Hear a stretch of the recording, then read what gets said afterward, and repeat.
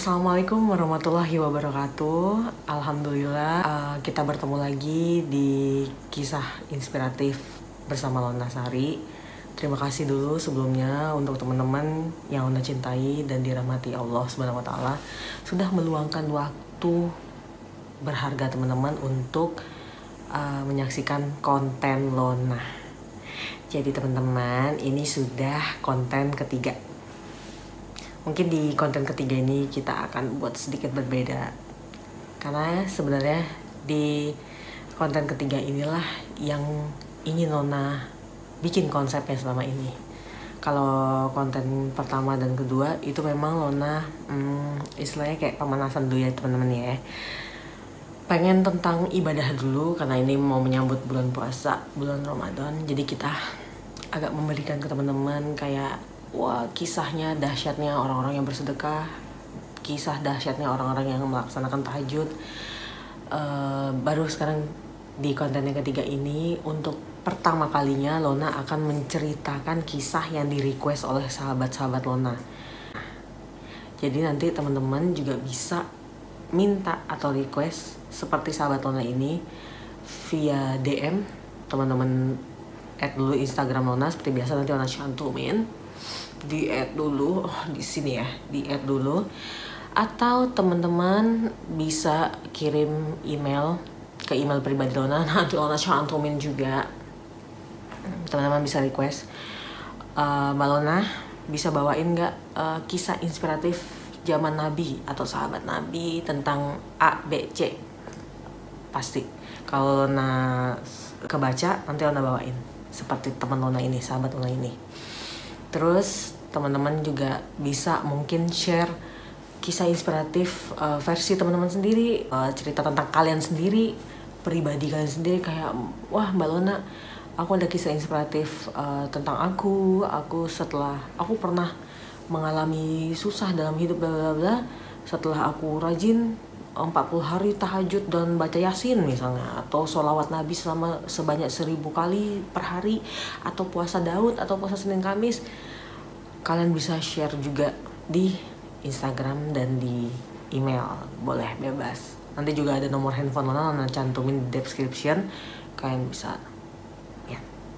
Sekarang kita baca sama-sama aja yuk. Jadi sebenarnya konsep konten yang akan Lona bawakan itu dari dulu itu Lona pengen banget menceritakan kisah inspiratif Islam, terlebih lagi pada zaman Nabi, sahabat-sahabat Nabi. Karena jujur ya teman-teman ya, Lona tuh dari dulu tuh hobinya memang baca kisah-kisah sahabat Nabi, karena membacanya itu suka baper, jadi mengalahkan bapernya kalau menonton Korea. Jadi tercetus pemikiran kenapa enggak Lona jadi konten kreator yang akan menceritakan kembali kisah-kisah inspiratif zaman Nabi, sahabat Nabi, supaya teman-teman di rumah juga yang mungkin belum pernah mendengar ceritanya, mendengar kisahnya, bisa lebih kayak oh ternyata ada ya kisah tentang itu, oh ternyata ada ya kisah tentang si ini, sahabat Nabi yang ini. Jadi jangan pada heboh aja nonton drama Korea teman-teman, juga harus perlu mengenal sahabat-sahabat Nabi, mengenal ya zaman-zaman Nabi dulu lah teman-teman.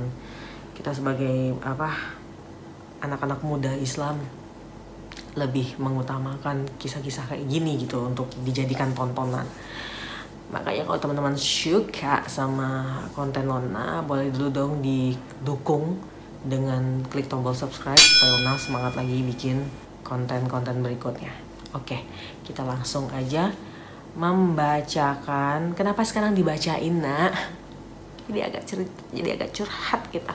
Kenapa sekarang dibacain? Karena sebagai konten kreator itu kita harus menerima masukan, dan setelah menonton ulang tayangan-tayangan konten-konten 1 dan 2 yang sebelumnya kok agak malu teman-teman, agak malu kayak nah lu lagi berpidato atau lagi bacain berita, nah karena mungkin Lona terlalu menghafal teman-teman, jadi kayak agak-agak kaku, agak-agak matanya nggak fokus karena sambil berpikir, ada takut kata-kata yang terlewat. Jadi sebaiknya kita memang dari awal memang konsepnya adalah telling story ya teman-teman ya. Jadi kita sama-sama baca karena Lona di request sama teman-teman juga belum sempat baca, karena biar lebih asyik gitu baca bareng-bareng teman-teman sambil kita komentarin dan kita ambil sisi positifnya yang untuk dijadikan pembelajaran di kehidupan kita.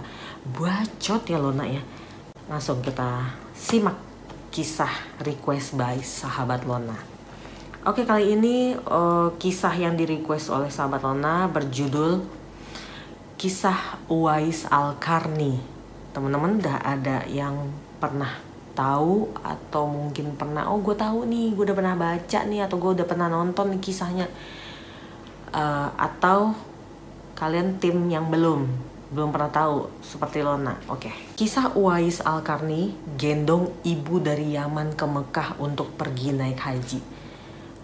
Lumayan ya teman-teman ya, dari Yaman ke Mekah digendong emaknya. Ini subhanallah banget. Kalian gendong emak kalian yang ketiduran dari ruang tamu sampai ke kamarnya aja udah pada ngeluh banget. Oke. Kisah ini bercerita tentang seorang pemuda bernama Uwais Al-Qarni yang hidup pada zaman Nabi Muhammad SAW. Dalam sebuah hadis yang diriwayatkan Muslim, Rasulullah SAW bersabda bahwa sebaik-baiknya tabi'in atau pengikut adalah laki-laki yang biasa dipanggil Uwais. Nama lengkapnya Uwais Al-Qarni. Dia seorang yatim dan hanya tinggal bersama ibunya yang sudah tua dan lumpuh di Yaman. Uwais juga memiliki penyakit belang di tubuhnya. Uwais dan ibunya adalah keluarga fakir. Siapa sebenarnya Uwais Al-Qarni ini sehingga begitu istimewa bagi Rasulullah?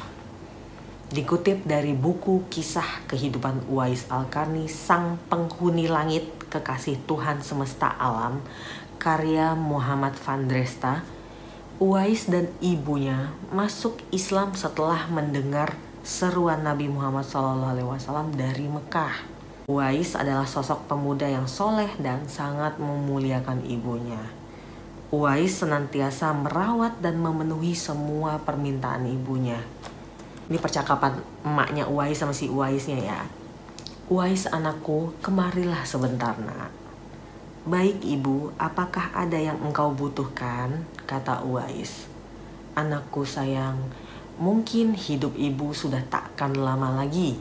Ada sesuatu keinginan ibu yang ingin sekali terwujud, ujar ibunya.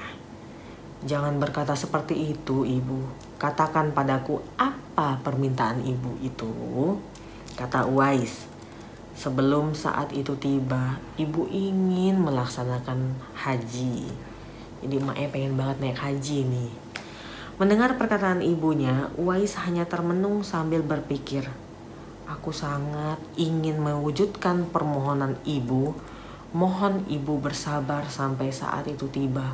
Aku akan mencari cara agar kita bisa pergi ke Mekah untuk melaksanakan ibadah haji, pinta Uwais. Terima kasih nak, ucap ibu Uwais sambil menangis. Uwais terus berpikir untuk mencari jalan keluar, bagaimana cara dia membawa ibunya yang lumpuh pergi ke Mekah. Sedangkan jarak dari Yaman ke Mekah sangatlah jauh. Lewati padang tandus yang panas, orang-orang yang pergi ke Mekah biasanya menggunakan unta untuk membawa banyak perbekalan. Seekor domba pun ia tidak punya, apalagi unta, pikirnya. Uwais terus berpikir dan akhirnya menemukan suatu ide. Aku punya ide. Keesokan harinya, Uwais menemui pemilik domba dan membeli 1 ekor domba untuk dipelihara. Namun uangnya hanya cukup untuk membeli 1 ekor anak domba yang kecil. Ya, kasihan banget Uwais. Setiap hari Uwais menggendong anak domba itu naik turun bukit. Orang-orang yang lewat tertawa melihat tingkah Uwais. Emang dasar nih orang-orang ya, bisa ketawa dong, nolong kagak. Hei, coba lihat Uwais itu. Apa yang dia lakukan? Apa yang dilakukannya dengan anak domba itu? Dasar orang aneh. Kayak gitu juga kali ya. Uwais gila, Uwais sudah gila, kata orang yang lainnya lagi. Uwais tidak mendengarkan cemoohan dari orang-orang itu. Saat ini yang ada di pikirannya adalah ibunya. Setelah 8 tahun berlalu, berat domba Uwais telah mencapai 100 kg. Moncok. Saat tiba musim haji, Uwais merasa otot-ototnya sudah kuat dan siap mengangkat beban berat. Dia pun menggendong sang ibu dari Yaman ke Mekah untuk menunaikan ibadah haji. Oh, Masya Allah. Jadi Uwais itu tiap hari naik turun bukit itu, gendong domba itu buat ini menguatkan ototnya. Jadi istilahnya kayak latihan. Sampai dombanya beratnya udah 100 kilo, dia tetap kuat nih naik turun bukit, berarti dia kuat juga nih buat gendong ibunya. Baik sekali. Sekarang semua orang tahu bahwa apa yang dilakukan Uwais adalah bentuk pengorbanannya kepada sang ibu. Subhanallah, alangkah besar cinta Uwais kepada ibunya itu. Nih ya, emang dasarnya bibit-bibit netizen yang zaman sekarang nih udah ada berarti dari dulu, dari zaman Nabi. Sesampainya di Mekah, Uwais Al-Qarni dengan tegap menggendong ibunya, wukuf di Arafah dan tawaf di Ka'bah. Di depan Ka'bah, air mata sang ibu pun tumpah. Uwais pun berdoa, "Ya Allah, ampunilah semua dosa ibu." "Bagaimana dengan dosamu, anakku?" tanya sang ibu yang heran karena Uwais tak minta dosanya diampuni. "Dengan terampuninya dosa ibu, maka ibu akan masuk surga. Cukuplah ridho dari ibu yang akan membawaku ke surga," jawab Uwais. Insya Allah. Allah Subhanahu wa Ta'ala pun memberikan karunia untuk Uwais. Penyakit belang di tubuh Uwais seketika itu juga sembuh. Wah, hanya tertinggal bulatan putih di tengkuknya. Sekembalinya dari Mekah, Uwais meminta izin kepada ibunya untuk berjumpa dengan Rasulullah SAW yang saat itu berada di Madinah. Ibunya mengizinkan dan berpesan kepada Uwais agar cepat pulang karena merasa sakit-sakitan. Sampai di Madinah, Uwais langsung menuju rumah Rasulullah. Namun sayang, Uwais tak bisa menemui Rasulullah sebab sedang di medan perang. Oh, jadi Rasulullah saat itu lagi berperang.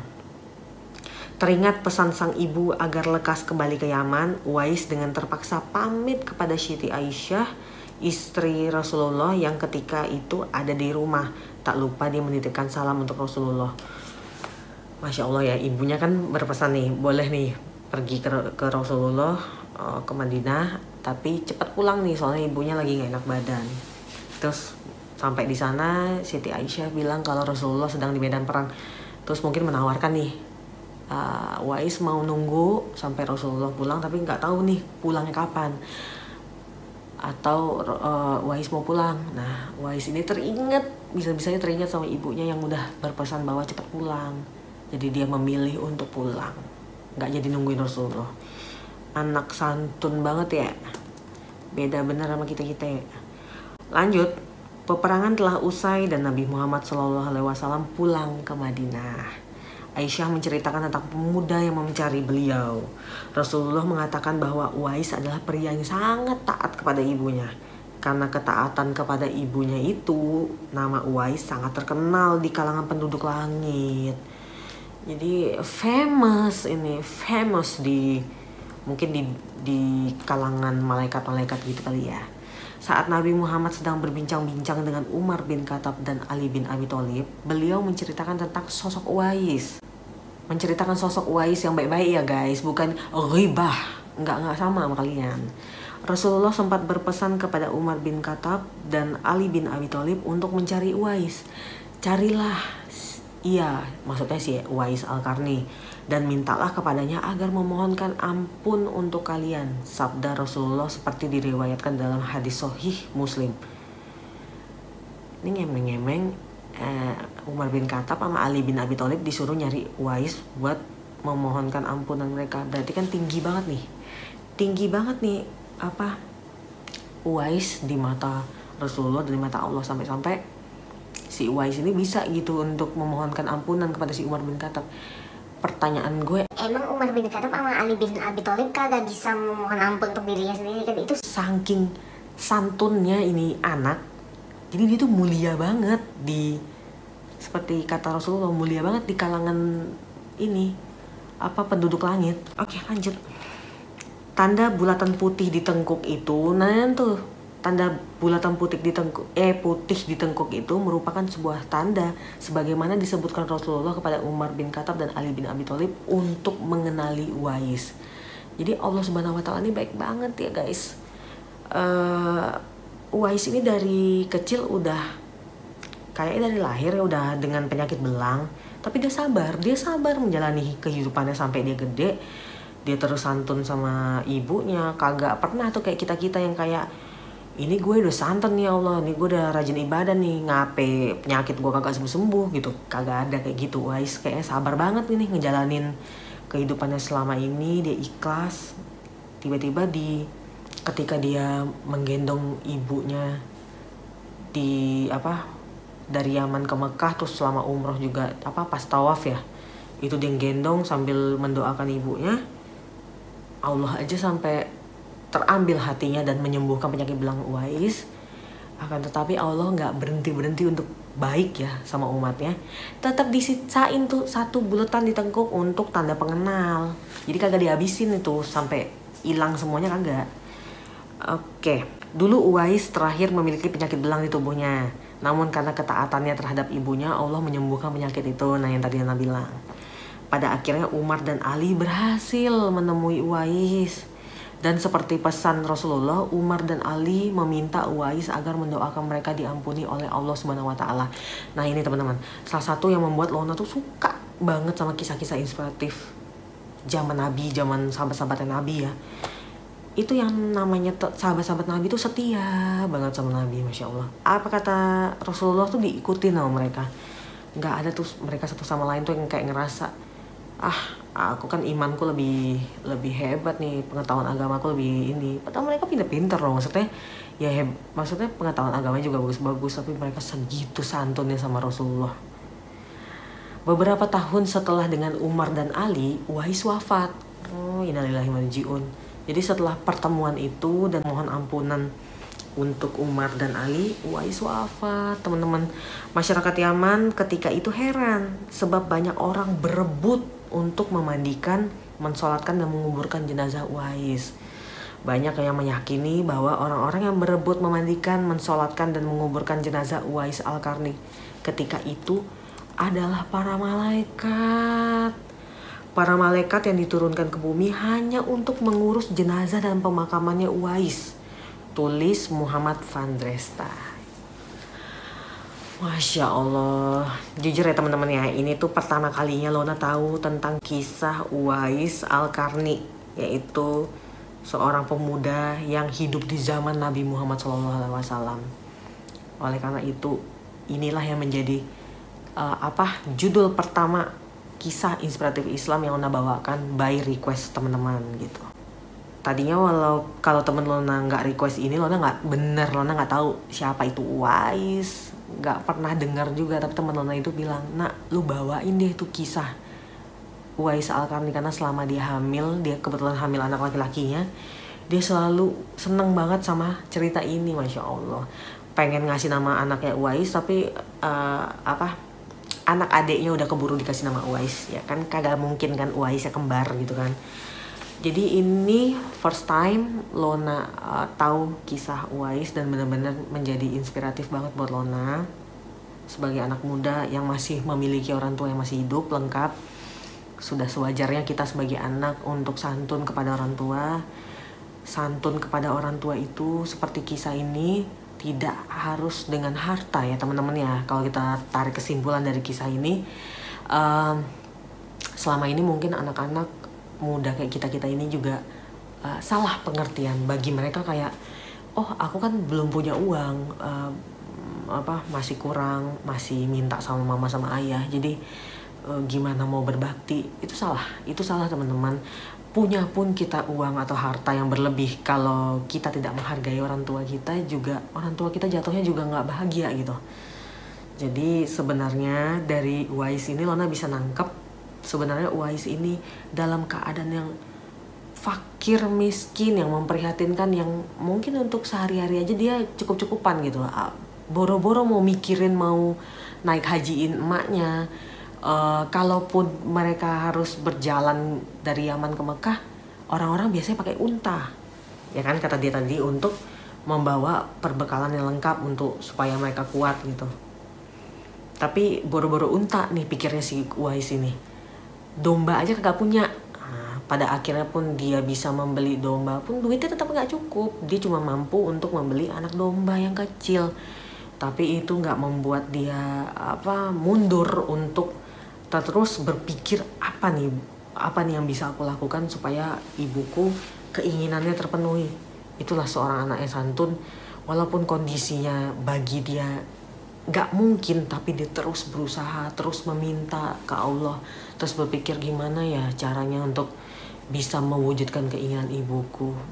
Padahal kayaknya itu kalau di kehidupan nyata nih di kita bisa jadi kan kita bilang ke emak kita gitu, aduh mak, kagak punya uang gua mak, mau pergi naik haji lagi, udah gak usah ngimpi deh mak, bisa aja kayak gitu kan. Tapi Uwais ini dia malah dapat ide gemilang, dia beli anak domba, dirawatnya selama 8 tahun teman-teman. 8 tahun dari jadi anak domba sampai akhirnya jadi domba yang berukuran 100 kg gitu loh beratnya. Dan dia tetap kuat gendong domba itu dari naik turun bukit sehingga otot-ototnya kebentuk six pack gitu ya, seperti anak zaman sekarang gitu ya. Mungkin kayak roti sobek gitu karena dia rajin latihan. Jadi pas mau gendong ibunya dia kuat sampai nggak terasa lagi tuh mengangkat bebannya lebih berat, itu udah nggak terasa lagi karena udah biasa gitu. Masya Allah, bener-bener anak muda yang punya pemikiran yang pintar banget ya. Ada aja akalnya, karena itu sebenarnya mau sepintar apapun kita, kalau Allah nggak mengarahkan, Allah nggak buka jalan sih ya, kalau menurut Nona itu mustahil ya. Jadi pembelajarannya banyak banget dari sini. Suka banget Nona sama kisah Uwais ini, dan Nona seneng banget maksudnya dapat rekomendasi dari teman, testimoni, jadi kita bisa baca sama-sama dan bisa memetik hikmahnya dari kisah Uwais. Jadi jangan pada sibuk nonton drakor mulu teman-teman. Tahu juga nih tentang, oh iya nih pernah nonton kontennya Nona, kisah Uwais Al-Qarni gendong ibunya dari Yaman ke Mekah pergi haji. Ditiru, jangan Korea mulu. Aduh. Oke teman-teman, sampai di situ dulu konten kita kali ini, kisah inspiratif Islam yang dibawakan Nona hari ini. Kita lanjut next di video-video berikutnya tentang kisah inspiratif Islam yang gak kalah menarik. Insya Allah teman-teman, buat teman-teman mah apa sih yang enggak.